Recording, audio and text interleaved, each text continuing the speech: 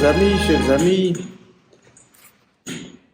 je ne suis pas juriste, moins encore politicien. S'il m'arriva de faire, comme on dit, du droit, ce fut par métier, non par vocation. Alors, ce que je viens de dire vous surprend peut-être venant de moi. En réalité, je vous lis un texte de Plisnier. Un texte de Plisnier que je le remercierai de vive voix tout à l'heure. Je dois à notre dévoué et efficace secrétaire, Frédéric, d'avoir connaissance. Cet extrait d'une lettre à mes concitoyens qui a été publiée en 1952 dans la revue Synthèse, quelques jours seulement avant le décès de Charles Plisnier. C'est un écrit politique au sens large, parce que Plisnier a fait partie du mouvement wallon. Il s'est impliqué dans le mouvement wallon à partir de la fin de la Deuxième Guerre mondiale. Il a participé notamment à un grand congrès wallon qui s'est tenu à Liège en 1945. Il était à ce moment-là même rattachiste, donc partisan d'un rattachement de la Wallonie à la Flandre. Puis il a évolué, à la France évidemment, et il a évolué, il est devenu simplement, si on veut dire, fédéraliste. Et son écrit, d'où j'ai extrait donc les phrases que je viens de vous lire, dans Lettres à mes concitoyens, c'est un plaidoyer pour le fédéralisme. Et alors, s'il prend la précaution de dire qu'il n'est pas juriste, ou qu'il n'était en tout cas pas par vocation, c'est simplement parce que, malgré tout, pour transformer l'État belge, il y a des règles de droit à respecter. Et alors, il plaide en faveur du fédéralisme qui ne peut se réaliser que par une révision de la Constitution, bien entendu. C'est tout ce qu'il y a comme allusion au droit dans cette lettre à mes concitoyens. Tout le reste est de la politique. Ça, attention, c'est un texte tout à fait intéressant et à remettre dans son contexte de l'époque, mais sur le plan du droit, je n'en parlerai plus. Voilà, j'avais essentiellement trouvé cette citation qui était intéressante et était peut-être de nature à jeter le trouble dans vos esprits. Mais voilà. Sinon, passons à l'œuvre littéraire de Plisnier. D'abord un mot, je préfère toujours dire un mot d'abord de la vie de l'auteur dont je parle, notamment pour voir les rapports qu'il peut avoir eu avec le droit. Quand je parle du droit dans l'œuvre de quelqu'un, c'est intéressant de voir les rapports qu'il a eu. Ça peut être des rapports positifs, ça peut être des rapports négatifs. Et il y a des auteurs qui, on a envie de dire pour leur bonheur, n'ont jamais eu de rapport avec le droit, sauf dans des actes tout à fait banals du genre vente ou location. Mais enfin, il est évident que les contacts que des gens comme Montaigne, Montesquieu, Balzac ont eu avec le droit ont joué évidemment un rôle dans leur œuvre littéraire. Plisnier, qui est un peu oublié, a vécu de 1896, il est né aux environs de Mons, à Glun, et il est mort à Bruxelles en 1952, ayant vécu les 15 dernières années de sa vie essentiellement en France. Mais il a fait des études de droit, donc il le dit bien, qu'il n'est pas juriste, mais qu'il a pratiqué le droit, effectivement. Il a été avocat de 1922 de 1922 à 1937. Son cabinet était établi là où il logeait, d'ailleurs à Saint-Gilles, place Morichard, une place bien connue. Et si vous avez la curiosité d'aller voir au numéro 18, vous verrez qu'il y a une plaque qui commémore le séjour de Plisnier à cet endroit pendant donc 15 ans. Il était à l'époque, au moment où il est entré au barreau, il est également entré au Parti communiste. Il a été, à bout d'une dizaine d'années, dégoûté, et son indépendance d'esprit ne plaisait d'ailleurs pas, et au moment où il allait quitter le parti, il en a été exclu en 1928. Il s'est fort tourné alors vers la religion catholique, et il a, après avoir abandonné le barreau, en 1937, il s'est consacré uniquement à la littérature. Il avait déjà pondu pas mal avant, notamment en matière de poésie, mais je vous parlerai pas de sa poésie. Je ne dis pas qu'elle est mauvaise, mais elle n'est pas mauvaise du tout. Il a eu les encouragements de Verhaeren, d'ailleurs, à l'époque. Mais enfin, il n'y a rien. Et là, en poésie, il y a rarement quelque chose sur le droit. Hein. Il y a les fables, évidemment, ou les poésies satiriques. Sinon, il y a rarement quelque chose sur le droit dans la poésie lyrique ou épique. Il y a rien. Mais il a abandonné la poésie, s'est consacré essentiellement au roman et à la nouvelle, avec succès, puisqu'en 1937, il est lauréat du prix Goncourt, le premier belge donc à l'avoir, simultanément pour 2 ouvrages. Un recueil de nouvelles s'appelle Faux Passeport, qui est fort inspiré par ses contacts avec les communistes, et alors un roman tout à fait remarquable, je trouve, qui s'appelle Mariage, au pluriel, qui a donné lieu, vous en souvenez peut-être, à une série télévisée d'ailleurs en 1977 avec Chantal Nobel dans le rôle de l'héroïne principale.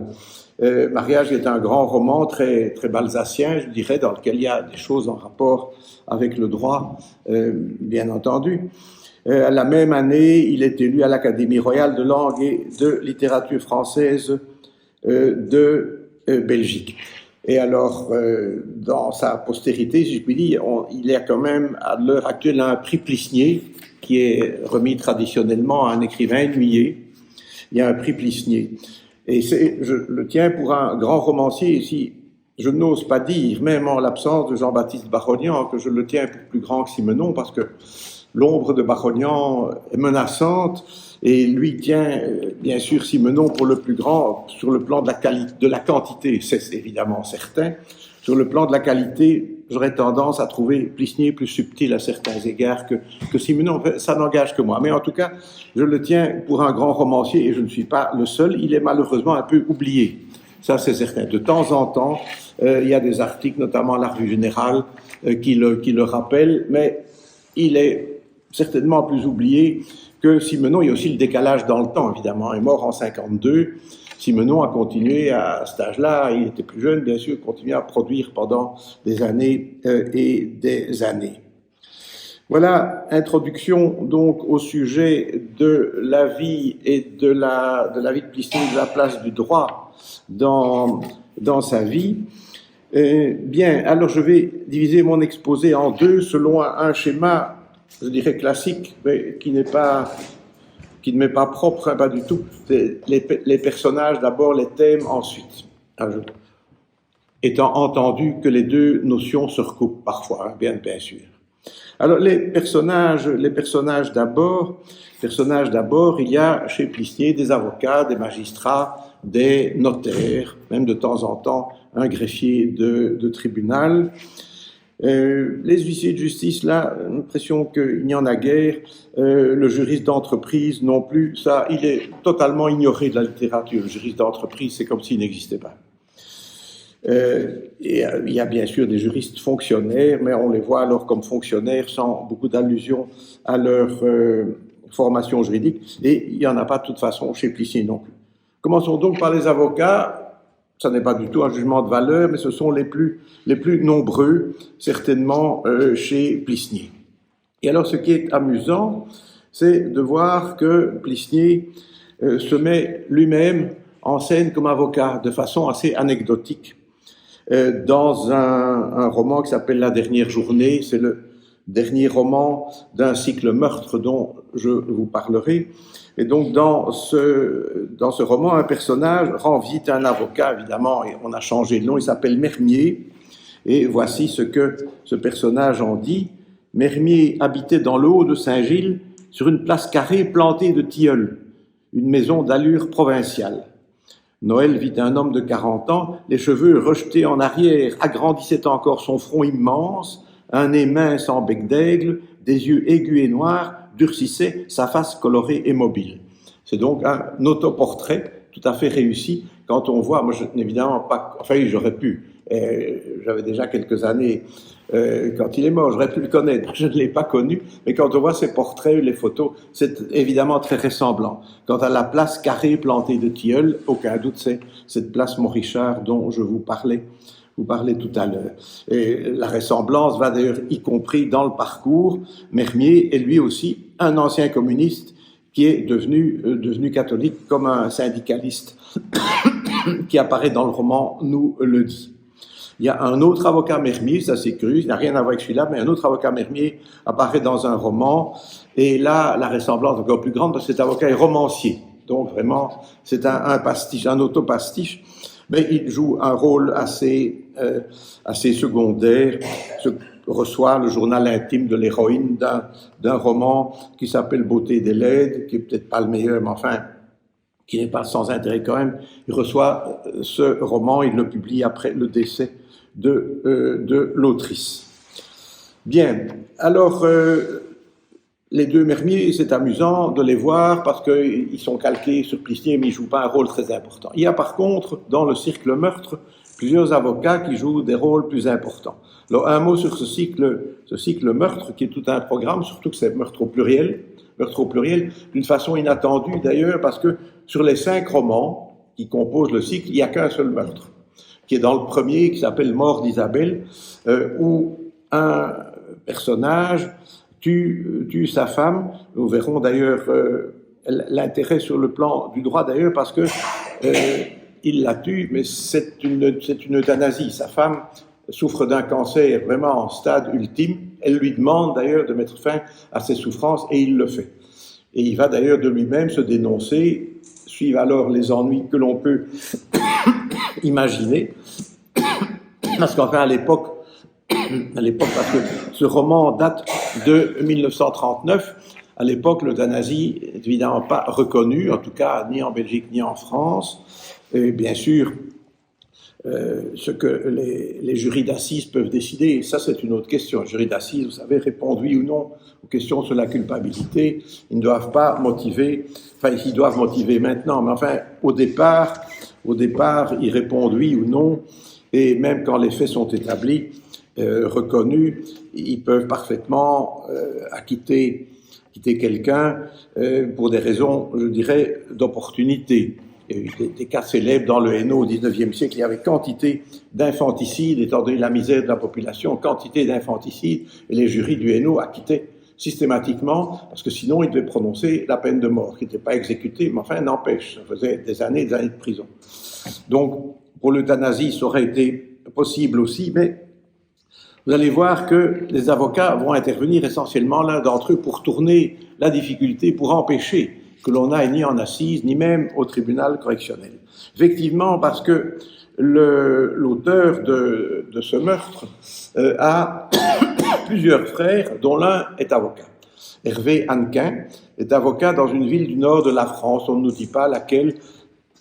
Ça n'a pas l'air d'être une très grande ville, mais une ville d'une certaine importance, puisqu'il y a une cour d'appel qui est établie dans cette ville. Ça pourrait être Douai, parce que c'est dans le nord de la France. La cour d'appel n'est pas à Lille, elle est à Douai, qui est moins importante comme ville, mais pour des raisons historiques, la cour d'appel est là.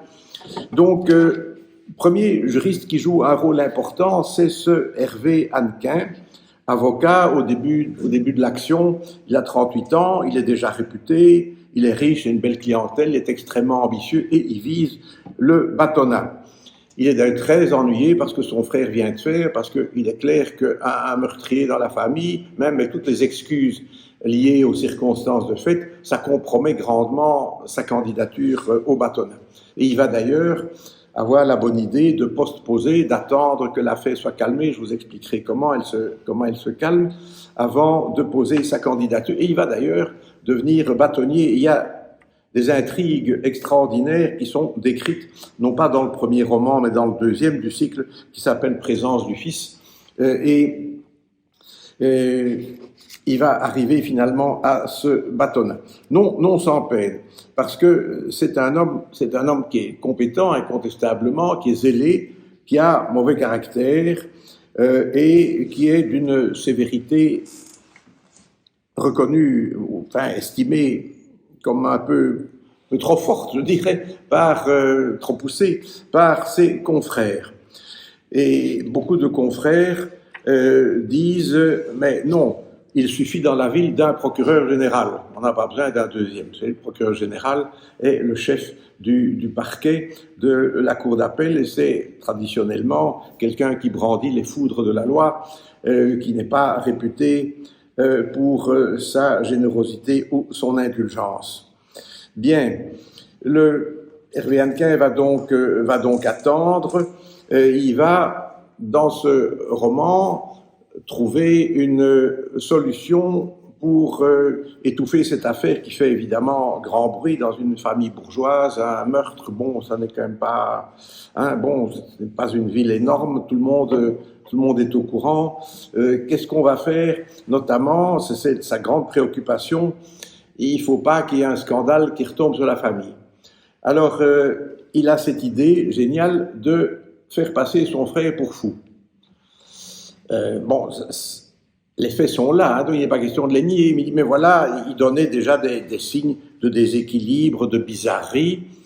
Et alors, cette idée séduit totalement le procureur général, dont je vous parlerai dans un moment, qui est un homme d'ordre et qui trouve qu'effectivement, jeter le discrédit ainsi sur une famille, ça par un meurtrier, non. La bonne solution, c'est de le faire passer pour fou. Et on va donc, le juge d'instruction va désigner, à la demande du parquet, va désigner un expert médecin qui va conclure effectivement que l'intéressé a agi en état de déséquilibre mental. Et en France, la solution n'est pas la même que chez nous. À ce point de vue, nous avons une législation qui remonte à 1930, je pense, qu'on appelle la loi de défense sociale, qui prévoit que quand quelqu'un a agi en état de démence ou de déséquilibre mental, et qu'il l'est toujours au moment du jugement, il est interné. Il n'est pas condamné à cause qu'il est interné pour une période indéterminée. Au départ, c'était pour des périodes déterminées correspondant à la gravité des faits. C'est aperçu que ça n'avait aucun sens, que c'était l'état mental qui était important, pas la gravité des faits. Et alors maintenant, c'est pour une durée indéterminée. Et c'est évidemment, il y a des instances spécialisées où les médecins jouent un rôle fondamental qui peuvent donc mettre fin à l'internement. En France, ça ne se passe pas comme ça. Quand quelqu'un est considéré comme dément, il bénéficie soit d'un non-lieu. La non-lieu est la décision qui est prise à la fin d'une instruction. Le juge d'instruction, dans le régime français, décide ou bien de renvoyer l'inculpé devant la juridiction compétente, tribunal correctionnel ou cour d'assises, ou bien il rend ce qu'on appelle un non-lieu. Cela veut dire qu'il n'y a pas lieu de poursuivre. Et après, il appartient à l'autorité administrative, quand le gars est considéré comme dément, à l'autorité administrative de prendre une mesure d'internement, donc qui n'est plus une mesure judiciaire, qui est une mesure administrative, mais à laquelle il y a aussi moyen de mettre fin. Évidemment, c'est pas une mesure qui va durer toute la vie de l'interné. Et c'est ce qui va se passer ici. L'idée donc d'Hervé Hannequin est de faire déclarer son frère fou. Et après une période très brève, des médecins vont dire mais il n'est pas fou, il l'a peut-être jamais même été, en tout cas il ne l'est plus, et on va le libérer. Et ça marche, c'est ce qui va se passer. Pourquoi? Parce qu'on s'arrange, c'est encore une fois le parquet général poussé par l'avocat Hervé Hannequin, on s'arrange pour désigner des médecins qui sont très hostiles au premier médecin et qui sont donc ravis de dire mais non, il s'est trompé, absolument, aucun signe de folie, etc. Et alors notre homme est ainsi libéré. Bien, voilà, ça c'est en gros l'intrigue de mort d'Isabelle, mais ça ne doit pas nous faire oublier les personnages appartenant au monde judiciaire qui apparaissent dans ce roman. Il y a donc Hervé Hannequin, et il y en a une série d'autres. Alors, par exemple, un certain Augustin Dubourg-Lancel défend Noël Hannequin, donc l'auteur du meurtre de sa femme. Vous avez un beau portrait qui est c'est balsacien, je dirais.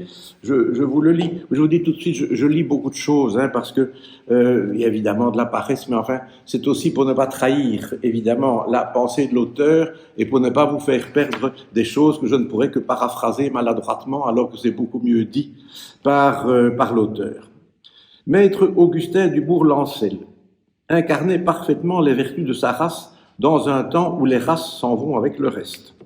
La superstition du travail, la sobriété des appétits, la courtoisie. Il avait été bâtonnier à 45 ans, non par amour des honneurs, mais par obligation d'État, pour ne point trahir les 15 bâtonniers dont il se sentait le fils. Alors il était rentré dans la modestie, il aimait les dossiers, les tômes, les problèmes, sortait peu, et ses confrères prisaient sa cordialité, bien qu'elle fût hautaine. Alors évidemment, dans ce barreau, il y a le bâtonnier en fonction qui va bientôt sortir de charge, d'où les conflits que vous pouvez imaginer, parce que ça ne va pas tout seul. Et le bâtonnier sortant, un certain Caudena, voici son portrait, je ne sais pas extrêmement flatteur. Maître Caudena, dont les confrères irrévérencieux disaient qu'il portait sa chevelure blanche sous le menton, avait été longtemps sans pouvoir comprendre qu'on pût, à peine casser la quarantaine, recevoir le bâton. Il le comprenait aujourd'hui qu'il l'avait, à l'extrême fin d'une carrière unie, honnête et médiocre, reçu lui-même. Alors évidemment, celui-là ne va pas être candidat à sa propre succession. Il y en a d'autres. Il y a un candidat de gauche, parce que bien sûr, en France, comme partout, il y a une gauche et une droite. Je vous dis tout de suite, dans certains barreaux bruxellois, dans certains barreaux belges, on a résolu la question, notamment au barreau de Bruxelles, pour éviter les trop gros conflits. Tous les 2 ans, il y a un bâtonnier classé à gauche et puis un bâtonnier classé à droite. Bon, c'est des notions relativement floues, parce qu'il y a des gens classés à gauche tout simplement parce qu'ils ne sortent pas d'université catholique, mais qui sont quand même de solides conservateurs. Donc, c'est assez flou, mais enfin, on a résolu la question de cette façon-là. Alors, à gauche, c'est un certain Macarou, appartenait à cette espèce d'hommes dont on dit qu'ils ont les idées généreuses. Macarou, tout rond, tout barbu, disert mais correct, jovial mais décent, ne pouvait être présenté comme un candidat du laisser-aller moral, de l'indulgence professionnelle. Voilà, son problème, c'est que, d'une part, il ne plaide qu'au pénal, ça déplaît à toute une série de gens, et puis il vient du Midi. Il est donc dans le Nord considéré comme un étranger. Voilà. Alors, un autre candidat, notre candidat, il ne va pas arriver non plus, il s'appelle Mouillard du Terme. Mouillard du Terme est un hobereau qui plaidait une fois l'an, mais marqué on ne peut mieux. Et alors cette réflexion féroce de Plisnier, ayant peu de clients, il en avait d'autant plus d'amis. Il s'agit d'amis au barreau, évidemment, il ne s'agit pas d'amis en dehors du barreau. On le verrait bien bâtonnier pour s'opposer au candidat de gauche, mais Hannequin, qui a vraiment très envie de bâtonnier, l'amène à ne pas poser sa candidature. Il lui dit, voilà, il y a quelques voix, les quelques voix que vous me prendriez, mais ne m'empêcheraient pas d'être élu. Et Hannequin lui dit, mais je ne présenterai jamais contre vous, certainement pas. Alors ce gentilhomme, séduit par la noblesse du propos, il dit, non, je ne me présente pas. Alors, voilà, ça ce sont pour les principaux avocats qui interviennent dans le cycle meurtre. Il y a des avocats ailleurs. Il y a encore un beau portrait qui est fait par le narrateur dans un autre roman qui s'appelle La Matrioshka. Un des personnages, enfin, c'est pas un personnage, c'est le narrateur, c'est écrit à la première personne. Il parle de cet avocat Miran Josselin. Était un petit homme au teint bistre, aux cheveux grisonnants. Il portait un binocle à monture d'or de forme désuète, ce qui m'inspira une idée favorable de son courage. Il en faut pour braver le snobisme au palais. Et il se révèle d'ailleurs tout à fait compétent. Bien, il y en a encore une série d'autres. Ce n'est pas la peine d'emballer dans des rôles secondaires, mais enfin, on voit bien Plisnier qui est influencé par son propre passé. Il y a toute une série d'avocats qui interviennent jouant généralement des seconds rôles. Alors, les magistrats. Les magistrats, le rôle le plus important est certainement tenu par un certain Pierre Got. Ça, c'est en un mot, c'est pas Pierre Got, c'est Pierre Got, qui est juge d'instruction, chargé de cette affaire de meurtre, donc d'euthanasie, si vous préférez, mais enfin, il est chargé de cette affaire-là. Il connaît très bien le frère du meurtrier, il connaît très bien Hervé Hannequin. Ils ont été ensemble à la faculté de droit de Lille, et il n'a jamais aimé, je cite, cet homme sûr de lui, insolent, qui se croyait tous les droits. Mais, ajoute Plisnier, si le juge d'instruction Pierre Got était capable de jalousie et de haine, il était incapable de malfaisance. Ce tempérament velléitaire l'avait conduit à la poésie, et singulièrement à la poésie tragique. En fait, c'était un noble homme. Et il fait, non pas par obéissance, mais sincèrement, parce qu'il le croit sur la base du rapport médical, il fait ce que les gens haut placés attendent de lui, c'est-à-dire rendre un non-lieu en faveur de l'auteur du meurtre. Son rôle s'arrête là. Sa noblesse de caractère et sa compétence ne l'empêchent pas de mal tourner, parce qu'on le retrouve dans le dernier roman du cycle Meurtre, qui s'appelle d'ailleurs La dernière journée. Il y a parfois un autre nom. Plisnier, peut-être sous l'influence de son évolution personnelle, a rebaptisé le roman à la fin Et Dieu le prie. Pourquoi? Parce que Noël Hannequin, l'homme qui a tué sa femme, finalement, après pas mal de péripéties, entre à la trappe. Alors, évidemment, on n'entend plus parler de lui après, une fois qu'on est passé à la trappe. Vous comprenez que c'est fini. Mais donc le juge Pirgot, on le retrouve dans ce roman-là, fortuitement. C'est Noël Hannequin qui le rencontre à Paris. Et il est même plus juge. Parce que ce personnage, peut-être un peu falot à certains égards, n'a pas continué à plaire à sa femme, qu'il a trompé abondamment. Elle l'a quitté, et alors il s'est consolé en buvant. Alors, comme vous savez, ce n'est pas une solution, parce qu'il est devenu alcoolique, il était impliqué dans une orgie. Alors, première sanction disciplinaire, il est déplacé. Et puis, il y a une deuxième orgie dans laquelle il était impliqué, ce coup-ci, il est révoqué. Alors, pour vivre, il vend une terre, quand même apparemment une terre, il s'en va vivre à Paris, il vivote et il fait peine à voir. Alors, ce n'est évidemment pas le seul magistrat. Il y a un duo inénarrable donc dans cette ville, j'allais dire à Douai, mais enfin, dans la ville où se passent les faits de la mort d'Isabelle. Il y a deux personnages là importants, le procureur général à la cour d'appel et le procureur de la République. Vous en doutez, l'équivalent du procureur du roi chez nous. Procureur général, voici un portrait, encore une fois, je trouve assez balsacien, en tout cas, qui me paraît très bien. C'était un homme haut et raide, cheveux grisonnants et plaqués aux tempes, glabre face de cire aux yeux verts, col à coin cassé et manchette, tel enfin qu'on se figure d'ordinaire les gens de sa sorte et de son rang. Il souriait sans cesse, d'un sourire une fois fait, fixe, permanent, comme si par courtoisie, il voulait faire excuser son dur ministère. Comme je vous l'ai dit, il prend l'initiative donc d'une procédure de nature à ne pas jeter le discrédit sur une famille, parce qu'enfin, l'ordre, n'est-ce pas, ça passe avant toute chose. Et alors, il est intéressant de voir ses rapports avec le procureur le procureur de la République, qui est un oblaillon, c'est le comte Baudouin de Livarot. Je n'invente rien, Baudouin de Livarot. Lui est incontestablement un médiocre tout à fait à la botte du procureur général. Et voici, là, je vais vous lire là ou deux passages qui montrent le personnage et notamment ses relations avec le procureur général.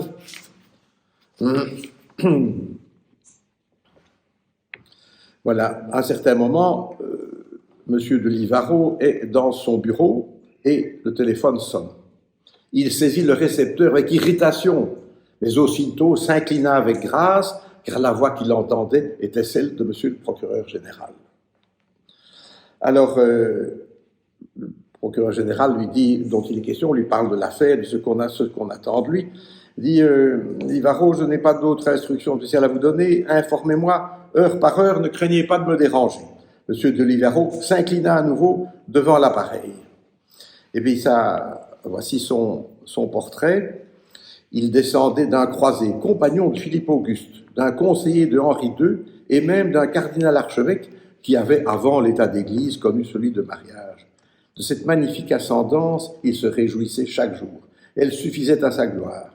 Éprouvant vivement celle-ci, il y trouvait la force de poursuivre sereinement une vie assez médiocre et de signer des formules avec allégresse pendant 8 heures par jour dans ce cabinet qu'une lampe éclairait parcimonieusement. Il apportait à cette besogne le soin que ses aïeux consacraient à des travaux plus insignes. Par une fidélité qui n'était pas sans humour, la Providence lui avait donné la tournure d'un chevalier, jambes longues et profil d'aigle. Du chevalier, il avait aussi le respect du chef légitime et l'obéissance. Sans doute ces avantages le destinaient une brillante carrière de robe, la République pour s'honorer, accordant volontiers quelques-unes de ses charges aux noms féodaux. Il ne faut pas prendre tout ceci au pied de la lettre, ni en France, ni certainement pas en Belgique non plus. Bien, oui, encore une brève citation. Il va évidemment voir le juge d'instruction pour lui expliquer ce qu'on attend de lui, expertise, internement, enfin non-lieu d'abord, puis internement, et puis on verra bien. Et alors, le juge d'instruction, effectivement, lui dit « Oui, je me suis posé la question parce que cet inculpé a l'air d'être ailleurs, il y a quand même quelque chose d'un peu curieux. » Il dit « Bon, un rêveur, un émotif, un hypersensible, pas un déséquilibré. » « C'en est un pourtant, dit Livarot. Monsieur le procureur général, il inclina la tête, vient de me le dire à l'instant.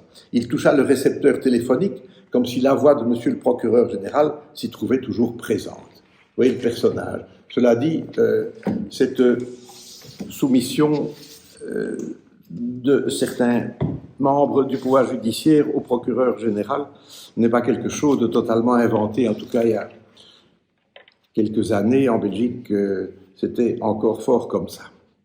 Bien, alors,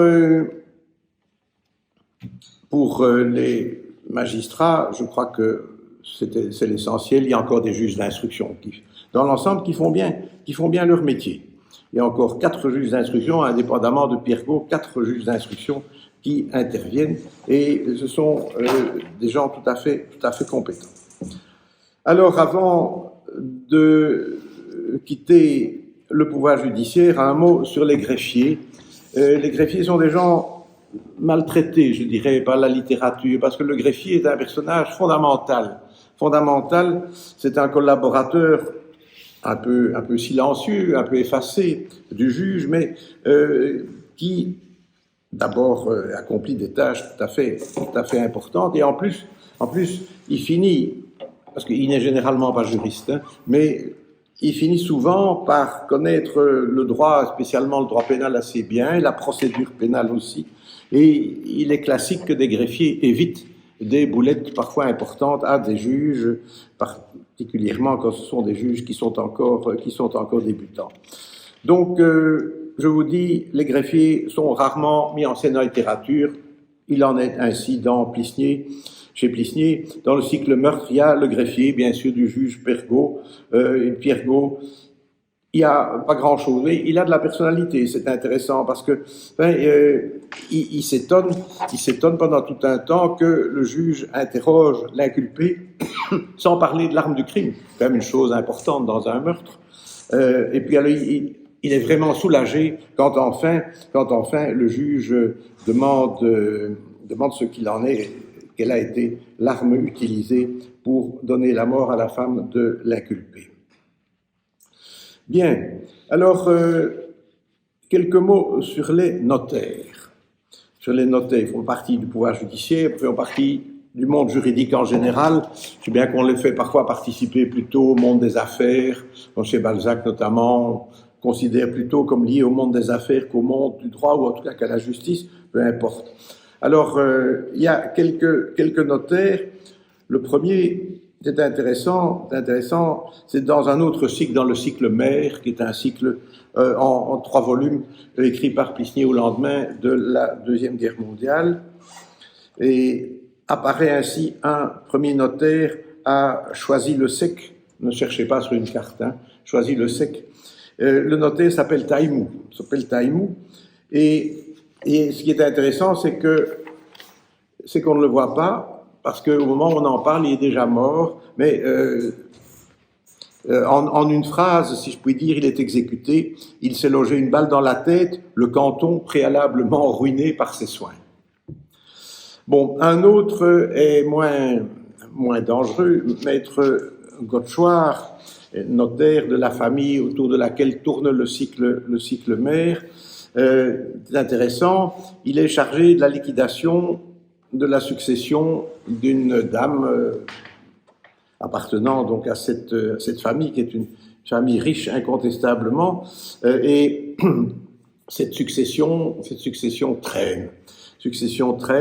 Alors, la maîtresse du chef de famille va trouver le notaire, on l'interroge, et il dit, ah, mais c'est retardé parce que la fille de votre amant fait traîner les choses. Elle n'est pas pressée de sortir de l'indivision qui résulte du décès. Et alors, ce qui est intéressant, c'est de voir qu'après avoir fait cette confidence, qui est essentiellement due au fait que la personne qui est venue trouver est une jolie femme et qui n'est pas insensible au charme des jolies femmes, il se rend compte qu'il en a dit trop peu. Et il s'en va. Avant que la maîtresse n'informe son amant de ce qu'il a dit, il va lui-même trouver l'amant pour lui dire voilà ce que j'ai dit. Et là, il est mal reçu, il se fait rappeler, à juste titre d'ailleurs, à un plus grand respect du secret professionnel. Les notaires sont tenus au secret professionnel comme toute une série de personnes. Et alors, il y a encore un notaire intéressant dans Beauté des Laides, un titre peu séduisant comme titre de roman, mais enfin voilà. Il y a là une femme considérée comme laide, c'est l'héroïne, qui épouse un homme beaucoup plus âgé qu'elle, qui est lui aussi très laid, mais qui est très riche, et qui meurt moins d'un an après le mariage. Alors elle va trouver le notaire parce qu'elle s'est rendu compte que ce mari, qui était un puissant homme d'affaires, a ruiné des tas de gens, de façon légale, en respectant chaque fois ce qu'il fallait. Ça, c'est un thème dont je vous parlerai tout à l'heure, après en avoir terminé avec les personnages. Et alors, elle dit, voilà, mais il faut absolument réparer les torts que mon mari a eus, et il faut vous préparer des donations importantes pour rembourser les victimes, ou si elles ne vivent plus, leurs enfants. Et alors, le notaire est assez estomaqué, il dit, qu'est-ce que c'est que cette histoire? Enfin, voyons, mais tout ça était parfaitement légal, et vous allez vous ruiner, évidemment, hein. Et alors, commentaire de la cliente, je me félicitais qu'il ne fût pas mon parent, sans aucun doute, il m'eût fait mettre sous conseil judiciaire ou enfermé dans un asile de fous. Et alors, elle dit, ruiné, mais c'est pas un problème. Avant mon mariage, je vivais de peu. Croyez-vous que ça la fasse remonter dans l'estime du notaire? Évidemment pas du tout. De ce que je parusse me faire une gloire de mon ancienne misère, il me méprisait un peu plus. Alors, dernière mention relative à un personnage, ce n'est pas un juriste, c'est un futur juriste. C'est un futur juriste, donc un étudiant en droit, toujours dans cette même famille riche. Il est peu sympathique, il est très dépensier, il est cynique, sans aucun enthousiasme quant à son avenir professionnel. Voilà ce qu'il en dit. Avocat, bon, faire l'artable dans les prisons, fricoter, compte et demi avec une agence louche, affaire de famille, divorce, célérité et discrétion, ou la misère dite honnête, une épouse ménagère qui reprise les chaussettes sous la lampe de famille et lessive dans la baignoire. Bon, n'en est évidemment pas question pour lui, on ne sait pas ce qui devient, mais voilà un portrait intéressant. Et un ami de la famille recourt à une formule assez classique concernant les études, d'ailleurs de droit, il termine des études qui préparent à tout. Beaucoup de gens ajoutent la condition d'en sortir. Voilà pour les personnages. Alors un mot maintenant sur les thèmes que l'on rencontre dans l'œuvre de Plisnier. Premier thème que je vais aborder, c'est ce que j'appelle la mystique de la justice. L'expression n'est pas de moi d'ailleurs, elle est de Félicien Marceau dans son remarquable ouvrage sur Balzac, qui s'appelle simplement Balzac et son monde, qui est, je trouve, vraiment très bien fait, et où d'abord il fait, comme je viens de le faire maintenant, bien sûr, d'abord les personnages et puis les thèmes. Et dans les thèmes, il y a un thème qu'il appelle la mystique de la justice, pour démontrer que Balzac n'a pas la mystique de la justice. C'est le titre d'un chapitre, mais c'est pour démontrer qu'il ne l'a pas. Et il démontre d'une façon remarquable que chez Balzac, les coupables échappent à la justice et les gens qui sont condamnés sont des innocents. Systématique, c'est systématique. Alors, c'est intéressant de voir dans un auteur qui a une œuvre, parce que si un auteur n'a pondu qu'un roman, c'est pas intéressant, mais quelqu'un qui en a fait toute une série, des nouvelles aussi, c'est intéressant de voir s'il a ou non la mystique de la justice. Eh bien, la réponse en ce qui concerne Plisnier est assez mitigée. C'est beaucoup moins radical que chez Balzac. Mais si vous prenez le roman Mariage, dont je vous ai parlé, là, la mystique de la justice est clairement absente, parce que l'héroïne du roman, Fabienne Salammbô, elle empoisonne son mari. Il la trompe, non sans raison, parce qu'elle est une abominable punaise, mais enfin, il la trompe, et en plus, ce qui est encore infiniment plus grave, et il est en train de conduire l'entreprise familiale à la ruine. Bon. Alors, elle l'empoisonne, et le médecin qui constate le décès, qui est un ami de la famille, qui a en plus autrefois été épris de la meurtrière, il détecte tout de même des traces d'empoisonnement. Alors elle lui avoue le fait, sachant qu'elle a un certain pouvoir sur lui, et il est d'accord pour cacher. Donc il ne parle pas d'empoisonnement, il délivre le permis, etc. Il n'y a absolument rien, aucune enquête, absolument rien. Je vous signale pour la petite histoire, je dis pour la petite histoire littéraire, que est-ce qu'il y a eu là-dedans un pastiche de la part de Plisnier? Je n'en sais rien, mais en tout cas, il y a une nouvelle de Barbey d'Aurevilly, qui est évidemment bien antérieure à l'époque à laquelle Plisnier écrit, une nouvelle de Barbey d'Aurevilly qui s'appelle Le bonheur dans le crime. C'est dans le recueil qui s'appelle Les Diaboliques, 1874. Eh bien, il y a aussi deux amants qui empoisonnent l'épouse qui faisait obstacle au bonheur des deux amants. Et là, elle s'en rend compte. À l'époque, évidemment, pas moyen d'en sortir autrement que par le meurtre. On ne divorçait pas en France à cette époque-là. Donc, on en sort par l'assassinat, mais encore une fois, un empoisonnement aussi, et la victime aussi. Ici, cette fois-ci, la victime s'en rend compte. Et elle se confie d'elle-même à son médecin avant de trépasser, et elle adjure son médecin de ne rien dire, parce que elle appartient à la noblesse, son mari aussi, et il n'est pas question de jeter un voile sur la noblesse en disant qu'un de ses membres s'est rendu coupable d'un empoisonnement, et ce médecin obtempère lui aussi. Il n'y a pas d'inquiétude à avoir pour les assassins, même pas rattrapés par la justice immanente, parce que Balzac parfois fait rattraper les assassins par la justice immanente, c'est même pas le cas ici. Est-ce que Plisnier a lu cette nouvelle, s'est inspiré? Je n'en sais rien, mais enfin, je livre ça à vos méditations, que ça ne vous empêche pas de dormir. Il y a d'autres cas dans lesquels il y a une absence de mystique de la justice. Il y a un autre roman dans lequel un cordonnier dans un village bat ses enfants jusqu'au sang. Et quand ils pleurent, ils sont battus par leur mère, parce qu'ils pleurent justement. La police est au courant, elle ne fait absolument rien. Un ancien cantonnier attire dans sa chambre une série de petites filles, donc vraiment jeunes, il se passe rien non plus. À la boucherie, le fils du boucher puise dans la caisse absolument aucune suite. Voilà, donc si on voit tout ça, on se dit, bon, mystique de la justice pas particulièrement présente. Mais il faut maintenant voir d'autres cas. Ce n'est pas tout le temps comme ça chez Plisnier. Par exemple, dans la Matrioshka, vous avez un personnage qui s'accuse d'avoir fait sauter un immeuble, mais ce n'est pas vrai. Il n'a pas fait sauter, et il est poursuivi alors pour avoir ainsi induit la justice en erreur. Il est poursuivi pour outrage à magistrat, ce qui est normal, je dirais. Enfin, voilà. Dans un autre roman, Hospitalité, vous avez cette même pièce de théâtre. Une jeune femme tue l'homme dont elle est amoureuse parce qu'il allait s'enfuir avec sa maîtresse. Elle avoue et elle est arrêtée. Dans une nouvelle qui s'appelle La Cravache, un officier est condamné parce qu'il a flanqué un coup de cravache à son colonel. C'est épouvantable, bien entendu. Mais ici, voilà, là, la justice joue. Une mère infanticide, dans une autre nouvelle encore, une mère infanticide est condamnée. Une autre femme est condamnée pour avoir tenté d'étrangler son mari.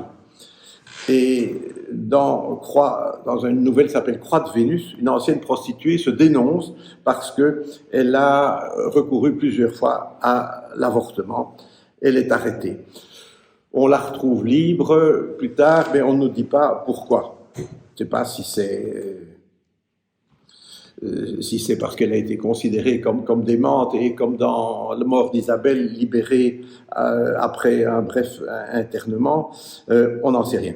Et alors, toujours dans ce cycle mère dont je vous ai déjà parlé, un habitant d'un village qui a été spolié lors de la liquidation d'une succession se venge, et d'une façon assez radicale. Il décharge, ça c'est Plisnier, il a déchargé son revolver à barillet dans le ventre de son frère Victorieux. Alors là, il a quand même 12 mois de prison pour, nous dit Plisnier, ce geste qui révélait un sens trop vif de la propriété. 12 mois pour un coup de revolver dans le ventre, c'est pas très cher payé, mais enfin, voilà. Voilà donc pour ce thème, je trouve toujours important chez un auteur de la mystique de la justice. Alors, un autre thème, si on peut appeler ça un thème, c'est le réalisme. Le réalisme. Plisnier a connu la justice de l'intérieur, et alors il y a toute une série de notations extrêmement réalistes, notamment toutes les rivalités au barreau lors de cette élection d'un bâtonnier. Je vous ai déjà cité cette réflexion qu'un tel était. Ayant peu de clients, il avait d'autant plus d'amis au sein du barreau. On craint la rigueur d'un candidat, et là, ce n'est pas une blague. Il y a des gens qui sont parfois écartés au profit de quelqu'un de bien moindre valeur parce qu'on les redoute. Je peux vous donner un précédent au barreau de Bruxelles au début des années 60. Marcel Grégoire, qui était un avocat très connu et quelqu'un qui écrivait abondamment dans Le Soir, puis dans la Libre Belgique, qui avait fait de la politique, qui était vraiment quelqu'un de très bien, passait pour tellement sévère qu'on l'a écarté au profit, ce sont ses confrères, évidemment, c'est pas l'autorité judiciaire, ses confrères l'ont écarté au profit de quelqu'un dont je ne donnerai pas le nom, mais qui n'a pas laissé un très grand nom dans l'histoire, même pas dans l'histoire du barreau de Bruxelles. Bien, toujours réalisme aussi, lorsque certains avocats apprennent que ce Hervé Hannequin, un frère qui s'est rendu coupable d'un meurtre, c'est véritablement la joie chez toute une série de confrères jaloux. Et alors, notation sur les relations entre avocats, je vous dis tout de suite qu'elle appelle certaines réserves, hein, mais bon, c'est ce que Plisnier pense, et ce qu'une série de gens extérieurs au monde du barreau pensent aussi, et vous verrez d'ailleurs des caricatures de Daumier qui reprennent ce thème. Voilà la citation. « Grâce à Dieu, on se trouvait entre avocats, gens qui ont l'habitude du pour et du contre, et qui professent d'ordinaire pour les idées de leurs adversaires un respect d'autant plus grand qu'elles peuvent être les leurs demain, qui, comme les chevaliers se saluaient de l'épée, se saluent du verbe avant le combat, qu'il n'est pas rare enfin de voir, nobles et sans rancune, féliciter après leur adversaire sur les coups qu'ils en ont reçus. » Bien. Alors, toujours dans le réalisme, bon, vous ne serez peut-être pas surpris si dans Mariage, on rencontre la sous-évaluation d'un bien dans un acte pour des raisons d'ordre fiscal, pose que je ne dois pas vous convaincre qu'il y a un certain réalisme à cet égard. Et alors, il y a, bien sûr,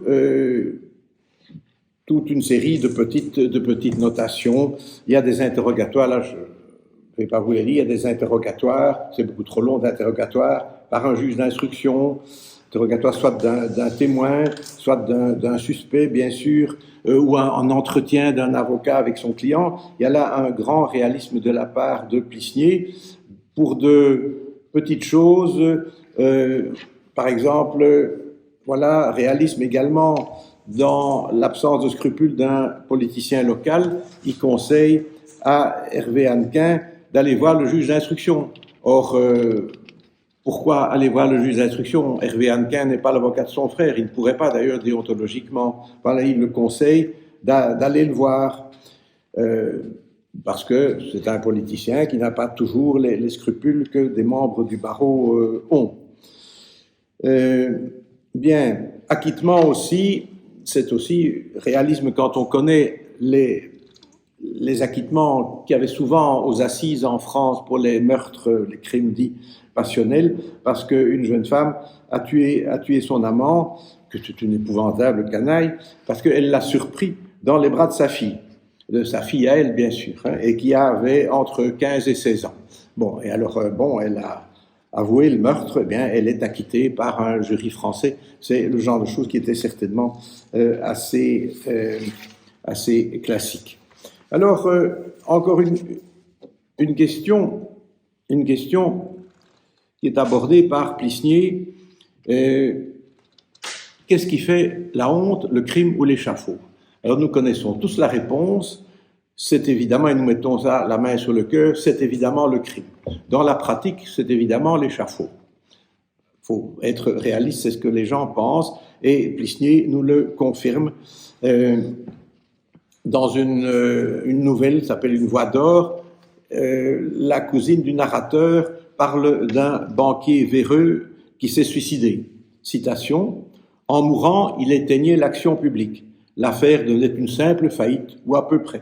Pas de parquet, pas d'instruction, pas de correctionnel, le moins possible debout. » Voilà. Autre sujet qui n'est pas tellement loin, d'ailleurs, ce qui est légal n'est pas toujours moral. Je vous ai dit qu'il y avait une jeune femme qui, après le décès de son mari, voulait rembourser les victimes de son mari, qui avait pourtant agi, en principe, conformément aux lois.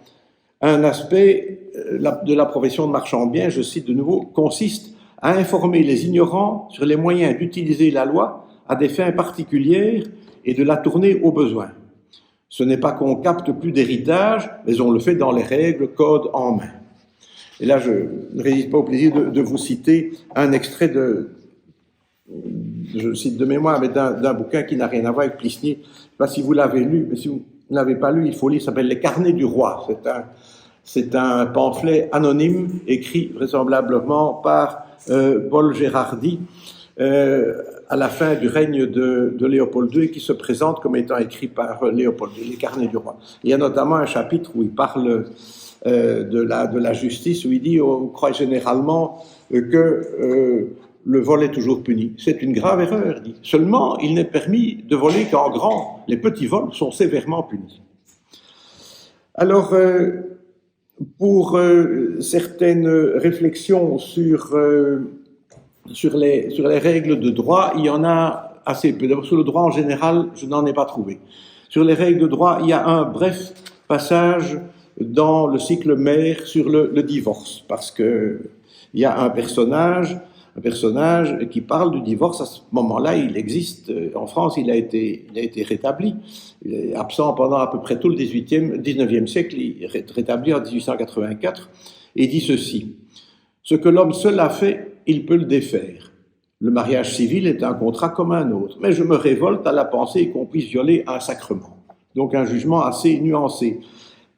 Est-ce que c'est la pensée de Plisnier? Bien difficile de savoir. Pourquoi? Parce qu'il met la pensée que je viens de vous lire dans la bouche d'un personnage qui a des côtés sympathiques, mais qui d'un autre côté est quelqu'un de coincé, comme on dit maintenant, de velléitaire, et qui est extrêmement soumis à sa mère. Sa sœur, d'ailleurs, sa sœur ne lui envoie pas dire, dit, tu veux bien t'attendrir, mais entre un catéchisme et un code. Autre problème, l'avortement. Et là, il y a quelque chose de tout à fait intéressant. Et donc, je vous ai dit qu'il y avait des personnages poursuivis et condamnés pour avortement. Et il est possible qu'un avocat qui est le narrateur dans une nouvelle qui s'appelle Lucille, qui est de 1932, la date est importante, c'est ancien, hein, 1932, c'est ancien, c'est encore avant ma naissance, donc vous voyez que c'est ancien. Et cet avocat dit ceci: pour moi, s'il fallait admettre que nous n'avons point tout pouvoir sur notre propre corps, j'estimerais que de tels actes trouvent en eux-mêmes leur punition. car il est douteux qu'aucun des supplices inventés par les hommes n'apporte aux condamnés une somme plus grande d'angoisse morale, de mal physique.